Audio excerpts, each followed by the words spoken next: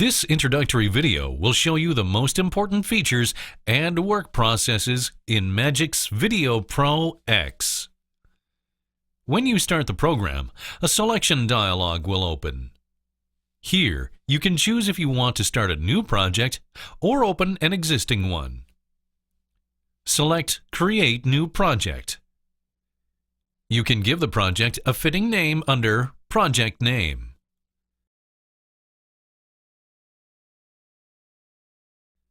The option Automatically Generate Proxy Files converts high-resolution files into smaller formats for editing. This makes editing demanding projects much smoother. This option does not affect the export process. The original files will be used when you export your project. Under Movie Settings, you can set the desired video format and audio sample rate. Clicking OK will take you to the main interface in MAGIX Video Pro X. The Video Pro X program interface is split up into several areas. There are two monitors, the Program Monitor and the Source Monitor. The Program Monitor is used for video output of objects in the Arranger, and the Source Monitor is used for previewing files. The Media Pool serves to control and load multimedia files of all kinds. You also have access to transitions, titles, and effects here. The Arranger window is where the actual video editing process takes place. The Arranger contains a toolbar with the most important features for editing objects. The Project folder is where all files needed for the project are collected.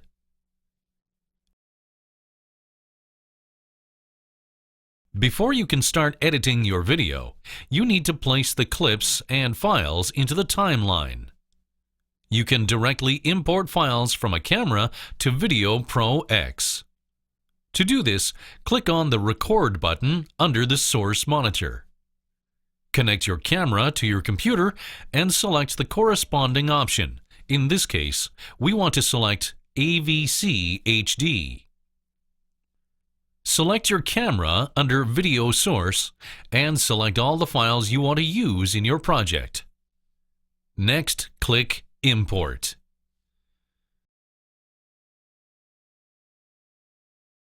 You can access the files on your computer in the Media Pool.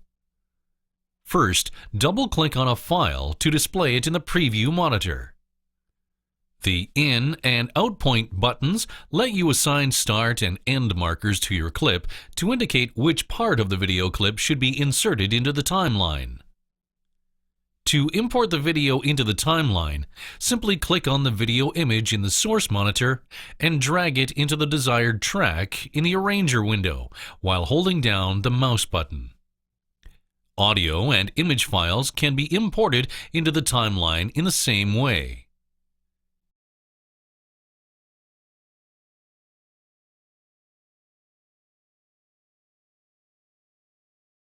The files are now located in the timeline as objects and are ready for editing.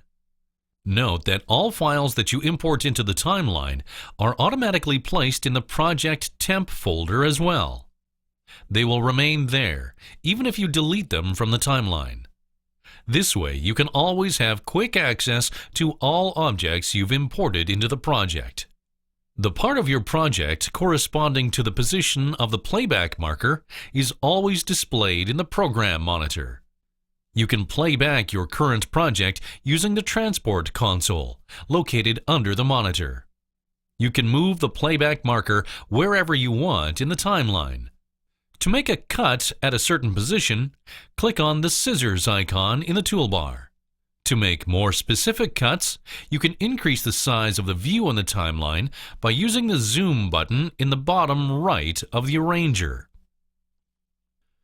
To remove an object, select it by clicking on it and press the Delete key on your keyboard. It's also easy to edit the beginning or ending of a clip with your mouse. Place your mouse over the small triangle on the edge of an object. Your mouse pointer will change into an icon with 2 arrows.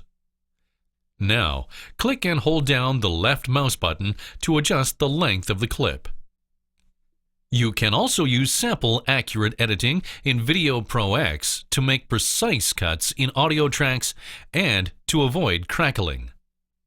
Ideally, the audio track will be cut at the point where it passes through the baseline.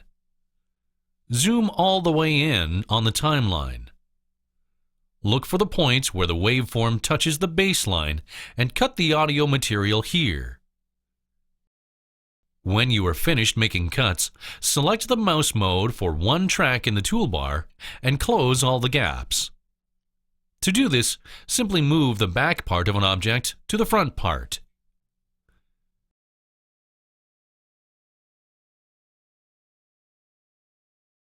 After you are finished making cuts, you should optimize your footage.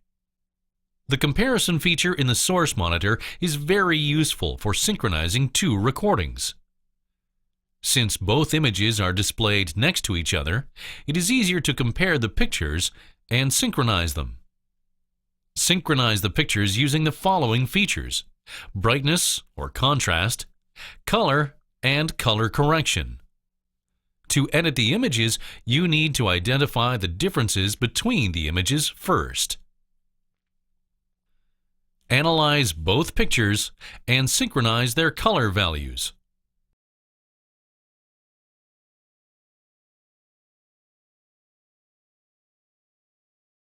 When you are finished optimizing your footage, you should spend some time working on your audio material. Categorizing the audio files and distributing them onto different audio tracks is a helpful first step.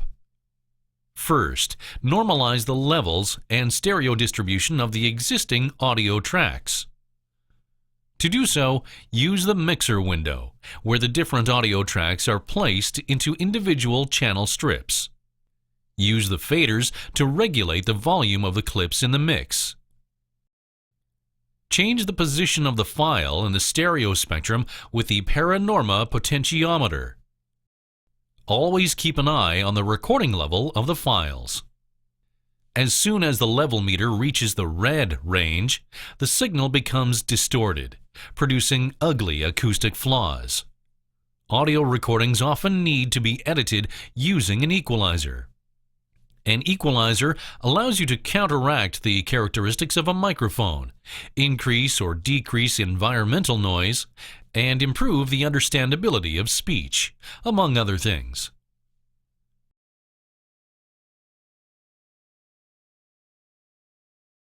To give your project a title, place the playback marker at the desired position and click on the T button in the toolbar. Now, enter the title you want. You can reposition the title by clicking and holding down the mouse button in the program monitor and moving it to the desired position. You can adjust a number of different text options such as font type, size, color, etc. in the Title tab in the Media Pool. All effects can also be applied to titles. For example, you can animate the text.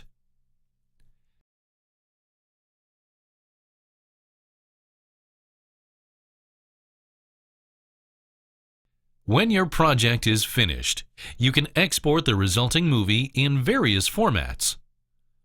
All available formats are located in the File menu under Export Movie. Click on the format you want. A dialog will open with various settings options. Normally, you should select one of the presets for export. Of course, you can also adjust each of the settings to meet your needs.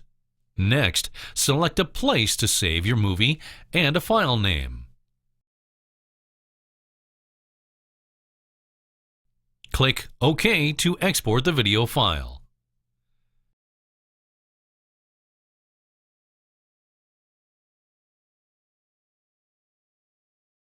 You can also burn your movie to DVD or Blu-ray, complete with a menu.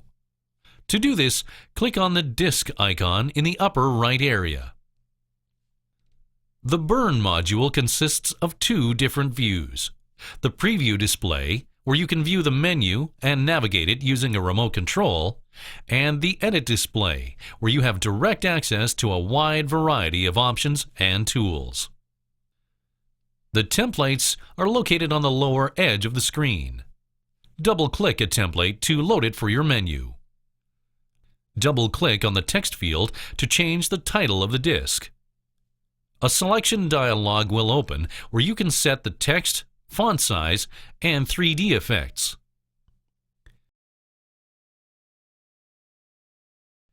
Once you've finished designing your DVD, click on the button with the burning disk to access the disk selection menu.